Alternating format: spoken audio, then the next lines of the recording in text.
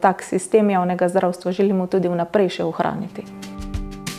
V Sloveniji zagovarjamo javno zdravstvo, zato ker je javno zdravstvo tisto, ki vsakemu človeku nudi, kar potrebuje.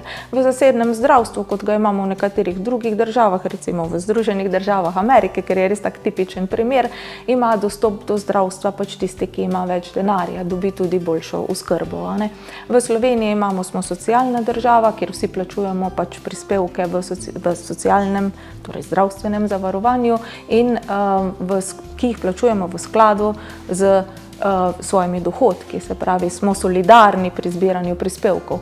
Medtem ko na drugi strani, tako piše v ustavi, dobimo vse storitve oziroma zdravstvene storitve v skladu s svojimi potrebami. In mi želimo, da v javnem zdravstvu to tako ostane. Zato ga želimo krepiti, da bi imeli vsi prebivalci dostop do zdravstvenih storitev in sicer kakovostnih, takrat, ko jih potrebujejo.